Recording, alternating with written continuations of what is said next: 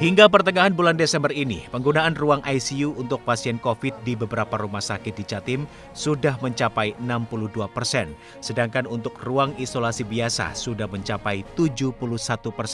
Ada juga rumah sakit yang sudah full pasien COVID hampir 80%.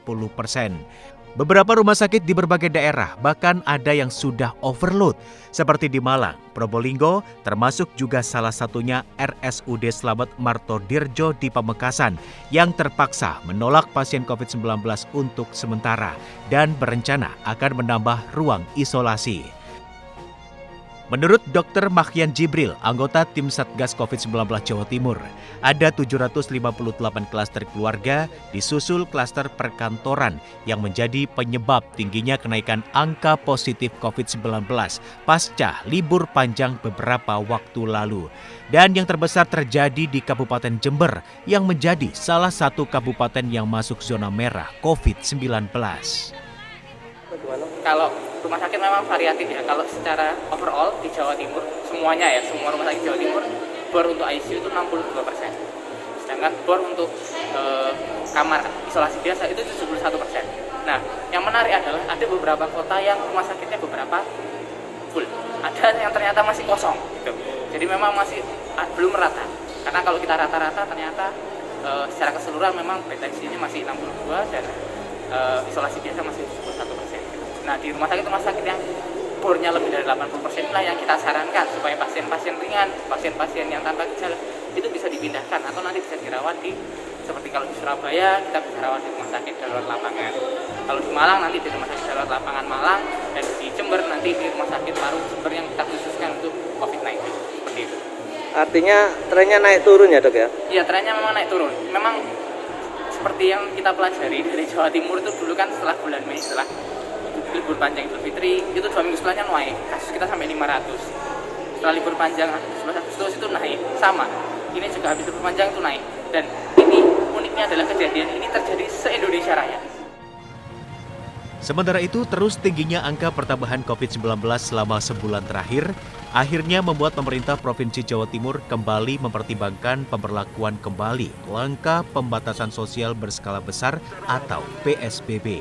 Selain langkah operasi justisi, juga akan ditingkatkan untuk menekan penyebaran COVID, serta memastikan kesediaan tempat isolasi serta peralatan medis, revitalisasi kampung tangguh, juga mengoptimalkan kembali operasi justisi dengan menambah personil. Saya rasa itu sedang dipertimbangkan formatnya. Kita sudah punya peraturan mengenai protokol kesehatan. Itu adalah landasan yang cukup kuat untuk bisa tinggal melakukan peningkatan operasi justisi.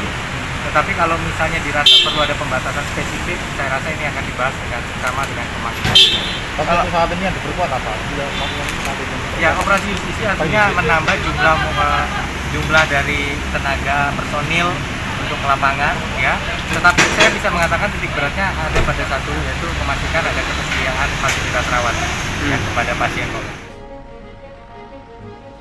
Sementara itu, Gubernur Jawa Timur Khofifah Indar Parawansa meminta warga Jawa Timur tak menggelar pesta tahun baru dan bepergian keluar kota saat libur panjang. Hal ini mengingat 4 provinsi di Pulau Jawa saat ini dalam keadaan darurat COVID-19. 4 provinsi ini yakni DKI Jakarta, Jawa Barat, Jawa Tengah, dan Jawa Timur yang semuanya saling terkoneksi. Selain itu, tingginya mobilitas masyarakat pada libur perayaan Natal dan Tahun Baru akan meningkatkan interaksi antar masyarakat yang berpotensi tinggi meningkatkan penyebaran virus corona. Secara otomatis semakin mempersulit penanganan penyebaran COVID-19 di Jawa Timur. Untuk pesta-pesta atau peringatan pergantian tahun baru, kita tidak mensiogiakan untuk dilakukan. Oleh karena itu, untuk tahun baru ini saya mohon kita tidak melakukan sesuatu yang memungkinkan menjadinya kerumunan itu akhirnya kemungkinan klaster-klaster baru bisa terjadi. Dan sekarang kita berharap bahwa masyarakat semua makin disiplin, makin patuh terhadap protokol kesehatan.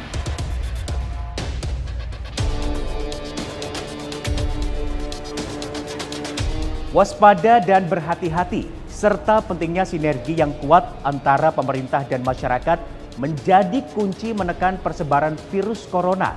Terlebih, efektivitas vaksin yang diharapkan menjadi solusi juga belum teruji. Merubah perilaku hidup sehat, menjaga imunitas dan menjaga kebersihan saat musim penghujan juga menjadi jalan untuk menjaga diri, keluarga dan lingkungan agar tak mudah dihinggapi virus corona.